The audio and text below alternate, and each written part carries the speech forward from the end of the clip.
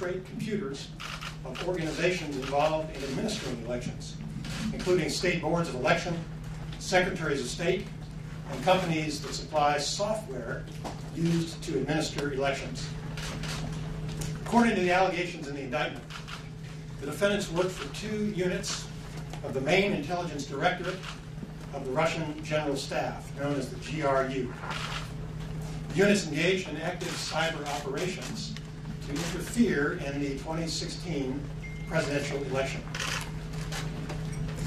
There was one unit that engaged in active cyber operations by stealing information, and a different unit that was responsible for disseminating the stolen information. The defendants used 2 techniques to steal information. First, they used a scheme known as spear phishing, which involves sending misleading email messages and tricking the users into disclosing their passwords and security information. Second, the defendants hacked into computer networks and installed malicious software that allowed them to spy on users and capture keystrokes, take screenshots, and exfiltrate or remove data from those computers. The defendants accessed email accounts of volunteers and employees of a U.S. presidential campaign, including the campaign chairman, starting in March of 2016. They also hacked into the computer networks of a congressional campaign committee and a national political committee. The defendants covertly monitored the computers and planted hundreds of files containing malicious computer code and stole emails and other documents. The conspirators created fictitious online personas, including DC Leaks and Guccifer 2.0, and they used those personas to release information, including thousands of stolen emails and other documents, beginning in June of 2016.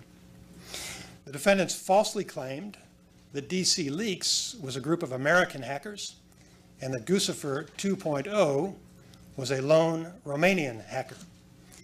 In fact, both were created and controlled by the Russian GRU. In addition to releasing documents directly to the public, the defendants transferred stolen documents to another organization that is not identified by name in the indictment, and they used that organization as a pass-through to release the documents. They discussed the timing of the release in an attempt to enhance the impact on the election. In an effort to conceal their connections to Russia, the defendants used a network of computers around the world, and they paid for it using cryptocurrencies. The conspirators corresponded with several Americans during the course of the conspiracy through the internet. There's no allegation in this indictment that the Americans knew they were corresponding with Russian intelligence officers. In a second related conspiracy, Russian GRU officers hacked the website of a state election board and stole information about 500,000 voters. They also hacked into computers of a company that supplied software used to verify voter registration information. They targeted state and local officials responsible for administering elections, and they sent spear phishing emails to people involved in administering elections, including attaching malicious software. The indictment includes 11 criminal allegations and a forfeiture allegation. Count 1 charges 11 defendants for conspiring to access computers without authorization and to damage those computers in connection with efforts to interfere with the presidential election. Counts 2 through 9 charge those 11 defendants with aggravated identity theft by employing the usernames and passwords of victims in order to commit computer fraud. Count 10 charges those 11 defendants with money laundering for transferring cryptocurrencies through a web of transactions in order to purchase computer servers, register domains, and make other payments in furtherance of their hacking activities while trying to conceal their connections to Russia. Count 11 charges 2 defendants for a separate conspiracy to access computers without authorization and to damage those computers in connection with efforts to infiltrate computers used to administer elections. Finally, the indictment seeks the forfeiture of property involved in the criminal activity. There's no allegation in this indictment that any American citizen committed a crime.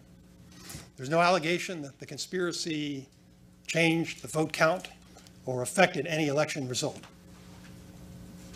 The special counsel's investigation is ongoing, and there will be no comments by the special counsel at this time. Assistant Attorney General John Demers is here with me today because we intend to transition responsibility for this indictment to the Justice Department's National Security Division while we await the apprehension of the defendants. Principal Associate Deputy Attorney General Ed O'Callaghan is also with me, and he's been assisting in managing the special counsel investigation. I want to caution you, the people who speculate about federal investigations usually do not know all of the relevant facts. We do not try cases on television or in congressional hearings. Most anonymous leaks are not from the government officials who are actually conducting these investigations. We follow the rule of law, which means that we follow procedures and we reserve judgment. We complete our investigations and we evaluate all of the relevant evidence before we reach any conclusion. That is how the American people expect their Department of Justice to operate, and that is how our department is going to operate.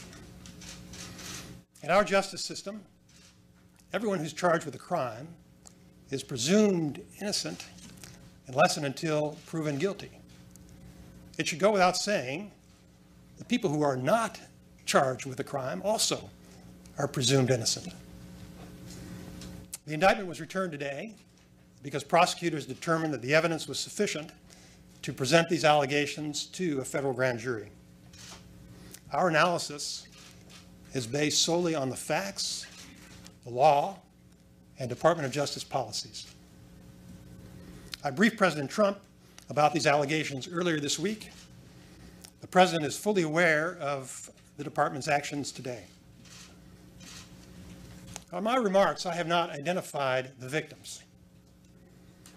When we confront foreign interference in American elections, it's important for us to avoid thinking politically as Republicans or Democrats, and instead to think patriotically as Americans. Our response must not depend on which side was victimized. The internet allows foreign adversaries to attack America in new and unexpected ways. Free and fair elections are always hard fought and contentious. There will always be adversaries who seek to exacerbate our divisions and try to confuse, divide, and conquer us. So long as we are united in our commitment to the values enshrined in the Constitution, they will not succeed. The partisan warfare fueled by modern technology does not fairly reflect the grace, dignity, and unity of the American people. The blame for election interference belongs to the criminals who committed election interference. We need to work together to hold the perpetrators accountable, and we need to keep moving forward to preserve our values, protect against future interference, and defend America. I have time to take a few questions. General Rosenstein, quick question for you, sir. Number one, the timing today on the eve of the president's meeting with Putin, can you talk about that? And also, just today, the president described the Mueller investigation as a witch hunt. Your response. The timing, as I mentioned, is a function of the collection of the facts, the evidence in the law, and a determination that it was sufficient to present the indictment at this time. As I mentioned, I did brief the president. With regard to the nature of the investigation, I only comment on the evidence.